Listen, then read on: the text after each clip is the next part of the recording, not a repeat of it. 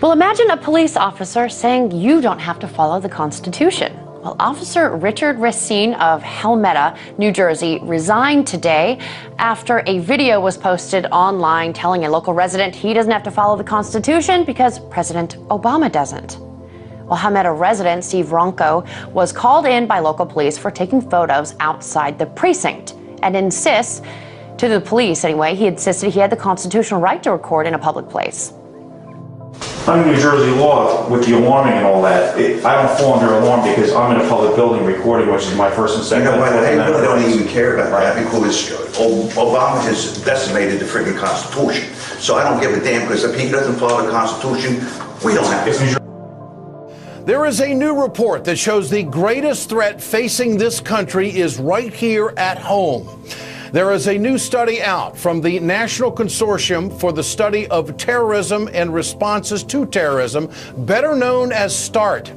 Now, START is a government program funded by the Department of Homeland Security. They're supposed to know the threats. START believes the greatest potential threat to America is the sovereign citizen movement. America better wake up if we're going to live in this country with any kind of freedom and liberty. The video now under the microscope. Guests at a popular casino resort roughed up by hotel security. The disturbing images caught on tape some time ago, raising questions now. With guests claiming they were badly beaten, stomped on, and roughed up after disagreements with the staff of one of the biggest hotels here, Harrah's. Watch what very few would consider to be good hospitality. They grabbed him and just slammed him to the floor. Then, as mother Renee and daughter Andrea headed away from the scene toward their room, security swooped in to stop them.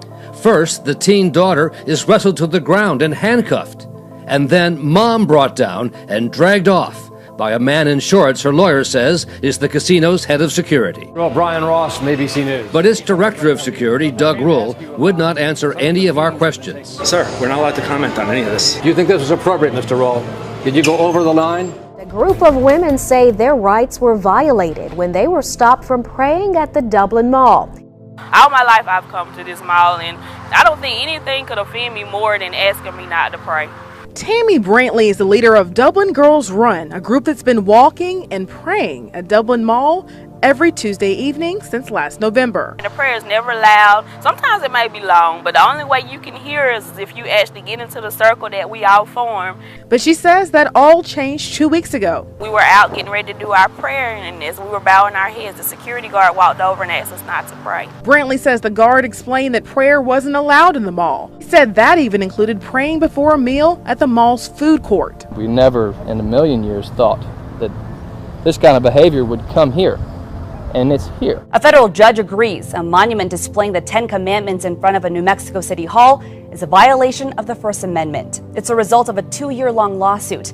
Now the city must remove the 3,000-pound monument. This is clearly not a historical document, but is in fact a religious doctrine. The court acknowledged the 10 Commandments have, quote, secular significance in the country's heritage, but says the city violated the Establishment Clause of the First Amendment when government officials endorsed a religious message. Well, Baltimore City's new curfew rules go into effect tonight. They are some of the strictest curfew guidelines in the country. Baltimore Mayor Stephanie Rawlings-Blake getting a first-hand look at where police will take curfew violators. The Lillian Jones Recreation Center is well equipped to keep kids occupied. The children will also be evaluated by social workers. Baltimore's updated curfew law is being met with opposition, skepticism, and angst. It is a bit of an overreach. Former police officer Garland Nixon is a board member of the ACLU. We have reached out continuously to the city for details for policies regarding how law enforcement officers interact, when they can they chase the children if they run.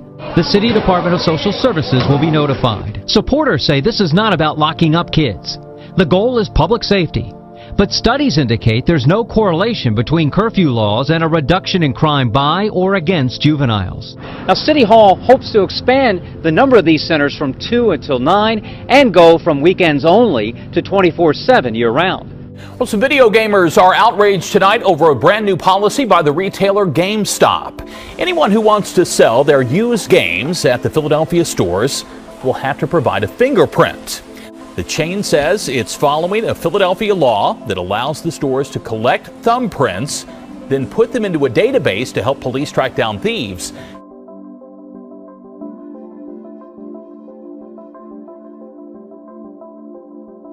And turning now to health news that could have a big impact on your life and your family. Researchers with a biomedical technology company and the Massachusetts Institute of Technology, MIT, are currently testing a contraceptive with wireless capabilities.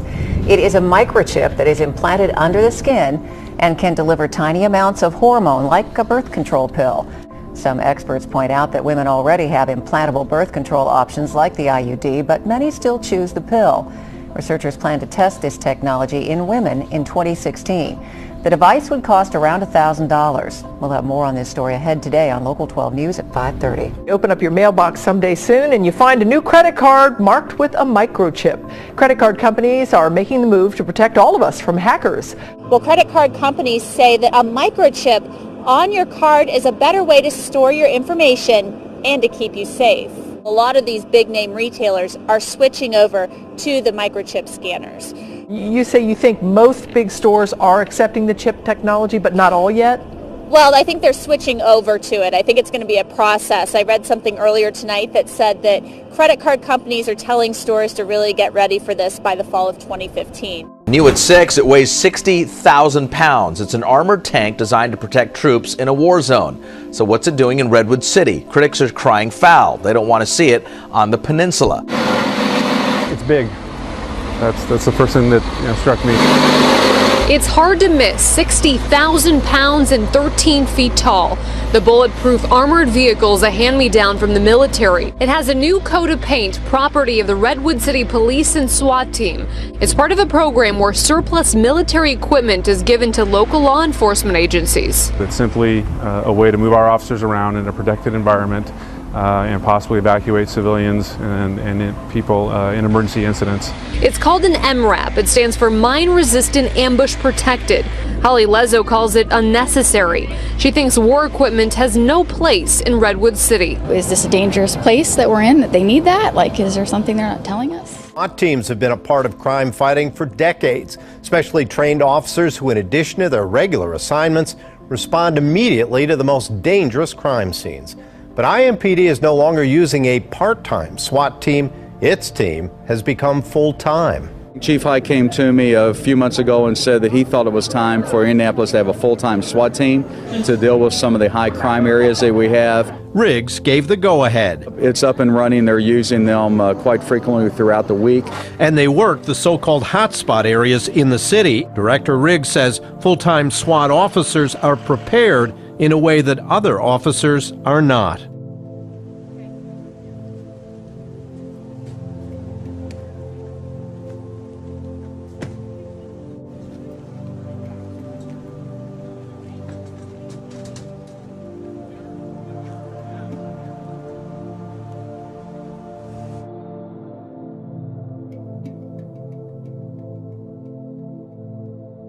Now to the battle over your Second Amendment right, with one judge saying Americans have no right to carry a gun beyond their own doorstep or their house. 2008 bill, the Supreme Court said Americans have a fundamental right to keep and bear arms, but some states are trying to limit that decision, saying the right to own a gun ends when you leave the house. Rioting in a St. Louis suburb, police using tear gas to break up looting overnight.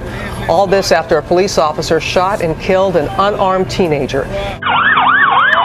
Overnight, on fire and out of control. It's a free-for-all here. North of St. Louis, thieves ruled the night, ransacking local businesses. Police armed with riot gear couldn't keep up. We're out here at Quick Trip with him. Watch as people of all ages loot this convenience store and then burn it down. Fired Solway and Ellison. This tire store was one of several businesses that were broken into. People taking tires, hubcaps, and car rims. Protesters faced off against police in riot gear. Dozens were arrested. Our helicopter got shot at.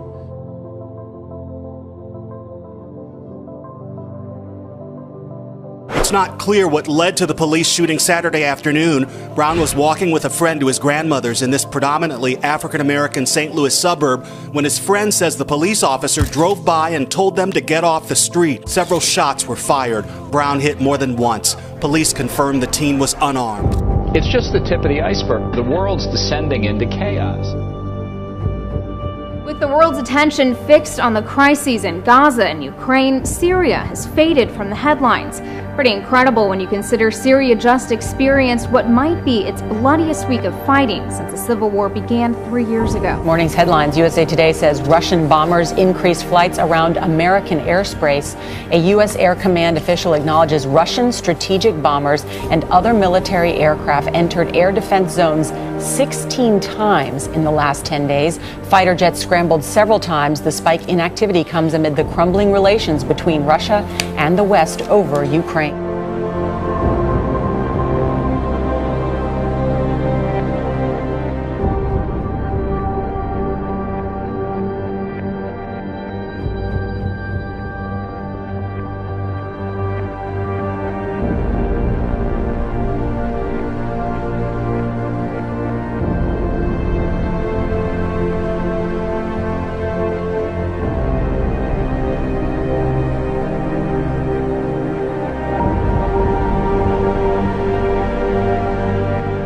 Centers for Disease Control tonight elevated the Ebola virus to level 1 status, and here's what that means.